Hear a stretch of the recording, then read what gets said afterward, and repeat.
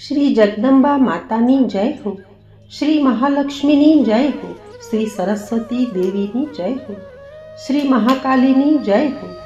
જુદા જુદા નામ અને સ્વરૂપ ધરનાર નવખંડ નારાયણીની જય હો. શ્રી દુર્ગા સપ્તસતીના મહાન અને ચમત્કારિક પાઠનું નિત્ય શ્રવણ કરીએ અને જગદંબાને પ્રાર્થના કરીએ કે હે માં, સદાય તમારા આશીર્વાદ અમારી ઉપર વરસાવજો અને સદાય અમારું રક્ષણ કરજો. તો સાંભળીએ દુર્ગા સપ્તસતીનો અધ્યાય 11મો. શ્રી ગણેશાય નમઃ. દેવોની સ્તુતિ, દેવીનું વરદાન. પ્રભાતના કોમળ સૂર્ય જેવી કાંતિવાળા શિર ઉપર ચંદ્રમાના મુગટ, ઉન્નત સ્તનો, ત્રિનેત્રી સ્મિતવદના ને કર્મા વરદ, અંકુશ, યશ તેમજ અભય મુદ્રા ધારણ કરનારા એવા એ ભુવનેશ્વરી દેવીનું હું ધ્યાન ધરું છું. ઋષિ બોલ્યા કે દેવીએ શુંભનો નાશ કર્યો ત્યારે ઇન્દ્ર આદિ દેવો અગ્નિને આગળ કરીને એ કાત્યાયની દેવીની સ્તુતિ કરવા લાગ્યા. ઈચ્છિત પ્રાપ્તિ થવાથી સર્વ દેવો પ્રસન્ન થયા અને તેથી સર્વ દિશાઓ ઝગમગી ઉઠી. દેવોએ કહ્યું કે શરણાગતની પીડા દૂર કરનારી દેવી, અમારા ઉપર પ્રસન્ન થાવ. સમસ્ત જગતની માતા પ્રસન્ન થાવ. વિશ્વેશ્વરી, વિશ્વની રક્ષા કરો. તમે જ સચરાચર જગતના માતા છો. હે દેવી, તમે પૃથ્વી રૂપે સ્થિર હોવાથી જગતના આધારભૂત છો. તમે જળ સ્વરૂપે સ્થિર રહીને સમસ્ત જગતને તૃપ્ત કરનારા છો. તમે અનંત બળવાળા વૈષ્ણવી શક્તિ છો. તમે વિશ્વના કારણભૂત માયા છો. તમારી માયામાં સમસ્ત જગત મોહિત થયેલ છે. તમારી કૃપા વડે જ મોક્ષ પ્રાપ્ત થઈ શકે તેમ છે. હે દેવી, સંપૂર્ણ વિદ્યાઓ તમારા જ ભિન્ન સ્વરૂપ છે. જેટલી સ્ત્રીઓ છે તે તમારા મૂર્તિમંત સ્વરૂપો છે. હે જગદંબા, તમારામાં અખિલ વિશ્વ વ્યાપેલ છે. તમે સ્તુતિથી પર પરાવાણી છો. હે દેવી, તમે સર્વરૂપ છો. તમે સ્વર્ગ તથા મોક્ષ આપવાવાળા છો. તમે સર્વ માણસોના હૃદયમાં બુદ્ધિ રૂપે રહ્યા છો. તમે સ્વર્ગ ને મુક્તિ આપનારા છો. હે નારાયણી, તમને નમસ્કાર હો. કલા કાષ્ટાદિ રૂપથી સંસારના પ્રાણીઓને બાલ્ય, તરુણ આદિ અવસ્થા આપનારા તેમજ વિશ્વનો નાશ કરવાને સમર્થ નારાયણી, તમને નમસ્કાર હો. તમે મંગલ કરનારા મંગલમયી છો. કલ્યાણ કરનારા શિવા છો. સર્વ પુરુષાર્થને સિદ્ધ કરનારા, શરણાગતને સ્વીકારનારા અને ત્રિનેત્રી ગૌરી છો. હે નારાયણી, તમને અમારા નમસ્કાર છે. સૃષ્ટિની ઉત્પત્તિ, સ્થિતિ તથા લય કરનારા શક્તિ સ્વરૂપ છો. પૂર્ણ સનાતન છો. ત્રિગુણના આશ્રયરૂપી ત્રિગુણમયી છો. હે નારાયણી, તમને અમારા નમસ્કાર હો. શરણે આવેલા દિન પીડિતોનું રક્ષણ કરનારા તથા આપત્તિઓનો નાશ કરનારા હે નારાયણી, તમને અમારા નમસ્કાર છે. બ્રહ્માણી રૂપે હંસોના વિમાનમાં બેઠેલ તથા કમંડળના જળનું સિંચન કરનારા હે નારાયણી, તમને અમારા નમસ્કાર છે. માહેશ્વરી સ્વરૂપે ત્રિશૂળ ચંદ્ર અને સર્પને ધારણ કરનારા તથા વૃષભના વાહનવાળા હે નારાયણી, અમારા તમને નમસ્કાર છે. મયુર અને કુકડાથી ઘેરાયેલા મહાશક્તિ ધારણ કરનારા કૌમારી સ્વરૂપિણી નિષ્પાપ નારાયણી, તમને નમસ્કાર હો.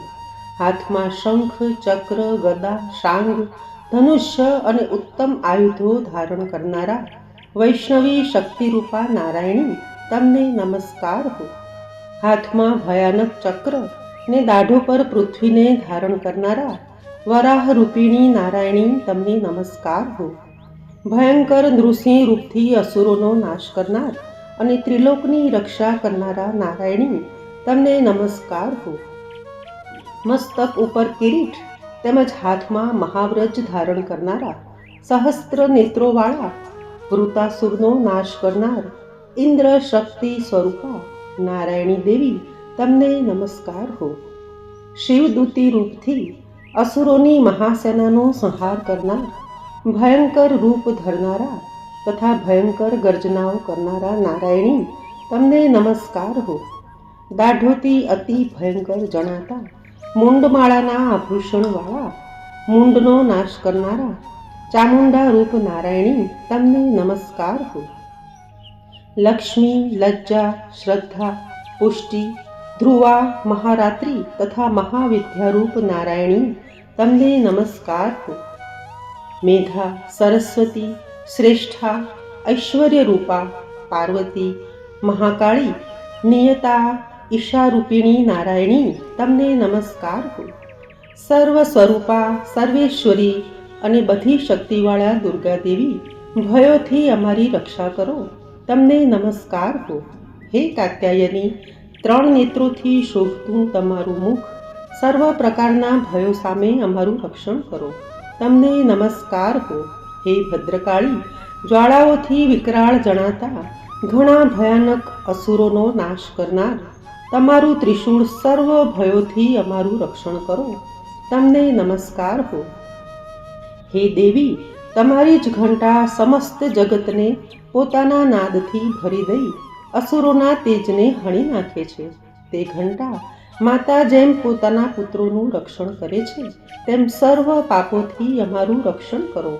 હે ચંડિકા, અસુરોના લોહીથી ખરડાયેલું ખડગ આપના હાથમાં શોભી રહ્યું છે, અમારું મંગલ કરો, તમને નમસ્કાર હો.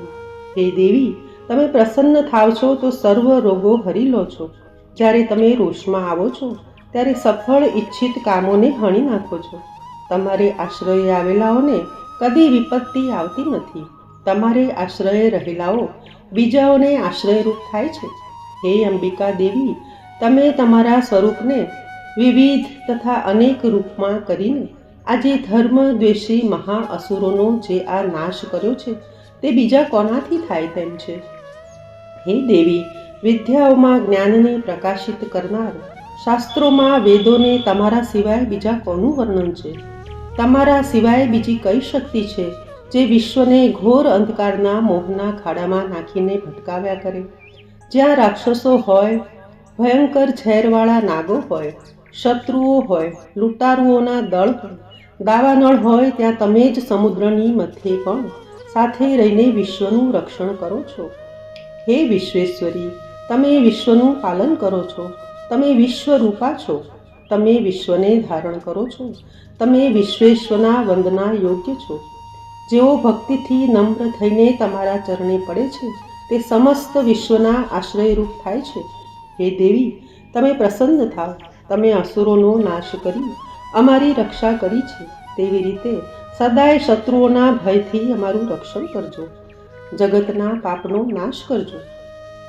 ઉપરાંત ઉત્પાત તેમ પાપના ફળરૂપ મહાન ઉપદ્રવો હોય તે બધા શમી જજો. હે દેવી, અમે તમારે ચરણે પડીએ છીએ.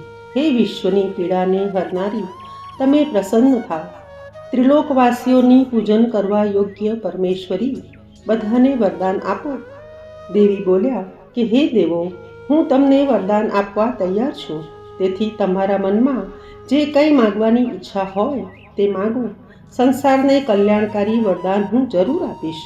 દેવો બોલ્યા, હે અખિલેશ્વરી, તમે 3 લોકની આપત્તિઓનો નાશ કરો તથા અમારા શત્રુઓનો નાશ કરતા રહો. દેવી બોલ્યા, હે દેવો, વૈવસ્વત મન્વંતર આવશે ત્યારે તેના 28મા યુગમાં શુંભ અને નિશુંભ નામના બીજા 2 મહા અસુરો ઉત્પન્ન થશે. તે વખતે હું નંદગોપના ઘરે યશોદાના ગર્ભમાં અવતાર લઈશ અને વિંધ્યાચલમાં નિવાસ કરી એ બંનેનો નાશ કરીશ. ફરી અતિ ભયંકર રૂપે પૃથ્વી ઉપર અવતરીને હું વૈપ્રચિત અસુરોને હણી નાખીશ. હું તેમનું ભક્ષણ કરીશ. તેથી મારા દાંત દાડમના ફૂલ જેવા રાતા થશે. ત્યારે સ્વર્ગમાં દેવોને, પૃથ્વીલોકમાં મનુષ્યો મારી સતત સ્તુતિ કરતા મને રક્તદંતિકા કહેશે. ફરી પૃથ્વી ઉપર 100 વર્ષ સુધી પાણીનું ટીપું પડશે નહીં. ત્યારે મુનિઓ મારી સ્તુતિ કરશે. એટલે હું અયોની રૂપે જ પ્રગટ થઈશ. ત્યારે મુનિઓને હું 100 નેત્રે જોઈશ. એટલે મનુષ્યો ત્યારથી મારી સતાક્ષી નામે સ્તુતિ કરશે. હે દેવો, તે સમયે મારા દેહમાં ઉત્પન્ન થયેલા પ્રાણધારક શાકોથી સર્વ જગતનું વૃષ્ટિ થાય ત્યાં સુધી ભરણ પોષણ કરીશ. ત્યારથી હું જગતમાં શાકંભરી નામે પ્રખ્યાત થઈશ. તે જ વખતે દુર્ગમ નામના અસુરનો હું નાશ કરીશ. ત્યારથી દુર્ગાદેવી નામે પ્રખ્યાત થઈશ. પછી જ્યારે હું ભીમ સ્વરૂપ ધારણ કરી મુનિઓની રક્ષા માટે હિમાલય પર્વત ઉપર રહેનારા અસુરોનું ભક્ષણ કરીશ, ત્યારે સર્વે મુનિઓ માથું નમાવીને મારી સ્તુતિ કરશે. ત્યારે હું ભીમાદેવીના નામથી પ્રખ્યાત થઈશ. જ્યારે અરુણ નામનો બળવાન અસુર ત્રણેય લોકમાં મહા ઉત્પાત મચાવશે, ત્યારે ત્રણેય લોકના હિત માટે હું 6 પગવાળી ભમરીનું રૂપ ધારણ કરીશ ને એ મહા અસુરનો નાશ કરીશ. ત્યારે સૌ ભ્રામરી દેવી નામથી મારી સ્તુતિ કરશે. આમ જે સમયે લોકોને પીડા થશે તે સમયે અવતાર ધારણ કરી શત્રુઓનો નાશ કરીશ. ઇતિ શ્રી માર્કંડેય પુરાણે સાવર્ણિક મન્વંતરે દેવી મહાત્મ્ये દેવ્યા સ્તુતિર્નામ 11 અધ્યાય. જય અંબે, જય જગદંબે.